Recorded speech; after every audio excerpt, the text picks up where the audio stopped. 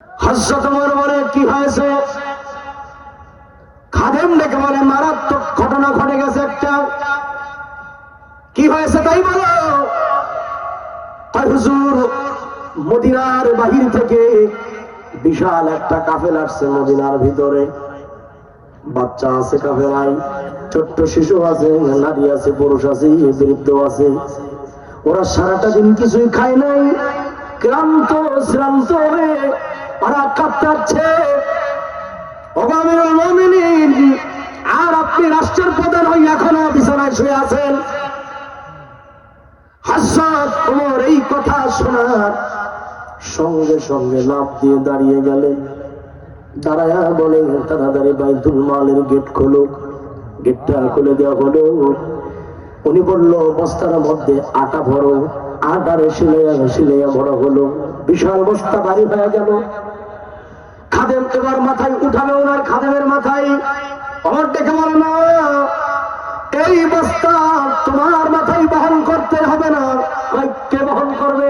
আল্লাহু আকবার, কোন আল্লাহু আকবার। অর্ধ জাহানের খলিফা হযরত ওমর ডেকে বলে, এই রাষ্ট্র, এই দেশ আমার কাছে আমানত, সুতরাং এই বোঝা বহন করা তোমার দায়িত্ব নয়, এটা আমার দায়িত্ব। এই বোঝা আমার মাথায় উঠাইয়া দাও। দিল দিয়া, কথাটা দিল দিয়া শুনবে। বিয়ান ভাইরা আলোচনা করবেন না, পিছনে বাদামটা বন্ধ করে ভালো করে বলছেন।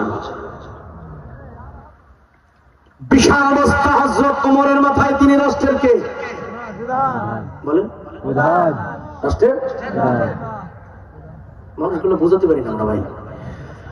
এইবার বুঝা নিয়ে আমি ঠিক মতো চলতে পারে না, পুজো হয়ে যাচ্ছে, তবুও খাদেমের মাথায় দেয় না। কেন দেয় না? ওই যে ওনার কাছে এলেম আছে।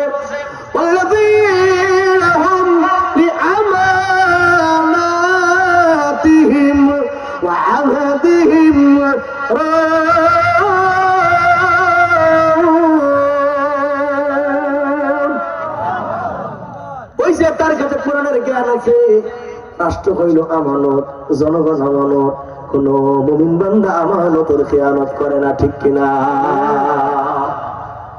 বুঝানিয়া কাফেলার সামনে দাঁড়াইছে। কাফেলার থেকে একজন মুরব্বী আসছে। কে তোমরা? ওরা ওমর আগে কোনদিন দেখে নাই, চেনে নাই। ওমর বলে, আমি একজন এই এলাকারই মানুষ। কেন আসছেন? কই, শুনলাম আপনারা সারাদিন খান নাই, এই জন্য আপনাদের জন্য খাবার আনছি। খিদার মাথায় ওই মুরব্বীরা আর কিছু জিজ্ঞাসা না করে বলে, তাড়াতাড়ি খাবার দাও। কাফেলার নারীরা না খেয়ে ছটফট করে, শিশু বাচ্চারা না খেয়েছে, তাড়াতাড়ি খাবারের ব্যবস্থা করা হোক। আমার খাদেমের কাছে চুলা করা হলো, হাড়ি পাতিল বসানো হলো। অর্ধ পৃথিবীর খলিফা হযরত ওমর ফারুক নিজেই রান্নার কাজ শুরু করে দিল। শরীর থেমে যাচ্ছে, ঘামগুলি টপ করে মাটিতে পড়ে।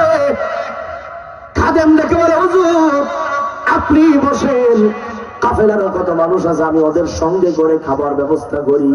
ওমর বলে, না, যতক্ষণ পর্যন্ত আমার চোখের সামনে এই কাফেলার নারী পুরুষ শিশুরা খাবার না খাবে, ততক্ষণ পর্যন্ত আমি ওমর শান্ত হতে পারবো না। এর নাম হলো ইসলাম। ইসলামের নেতারা জনগণের না খাওয়ানো পর্যন্ত শান্ত হয় না। আর ইসলামের বাইরে যারা এত বছর দেশ চালাইছে, ওরা আমাদেরটা না খাওয়া পর্যন্ত শান্ত হয় নাই। একটু মিলাই নেন, ইসলাম বাইরে মিলাই নেন। হযরত ওমর বলে, এই যে আমার শরীরের ঘাম ঝরে খাবে, এই ঘাম কিয়ামতের ময়দানে হয় আমার পক্ষে দাঁড়াবে, না হয় বিপক্ষে দাঁড়াবে। সুতরাং আমি আমার দায়িত্ব থেকে নিশ্চুপ হতে পারবো না। রান্না বান্না হয়ে গেল, খাবার পরিবেশন হয়ে গেল। খাবার কমপ্লিটের পরে এবার কাফেলার মুরব্বী ওমরের কাছে আসছে। এদিকে তাকান। ওমর ফারুক এই কাজ করতেন না যদি তার কাছে কোরআনের জ্ঞান না থাকতো। ওমর এই কাজ করতেন না যদি তার কাছে নবীর হাদিসের আদর্শ না থাকতো। কথা ঠিক না ভাই? তার মানে হলো কোরআন সুন্নাহর ইলম যার কাছে আসবে সে যখন রাষ্ট্র ক্ষমতায় যাবে সেই রাষ্ট্রের জনগণই এইরকম সুবিধা হবে, ঠিক কিনা বলে? হাদিসের বাকি অংশ বলার আগে একটা প্রশ্ন করি, উত্তরটা সুন্দর করে দেন। আমাদের বাংলাদেশটাও যদি ওমরের মতো কোরআনওয়ালা শাসন করে আমাদের ভাগ্য খারাপ হবে না ভালো হবে? জোরে বলেন কি হবে? তো তারা কারা? কোরআনের জ্ঞান যাদের কাছে তারা হচ্ছে আলেম ওলামা। বলেন কারা?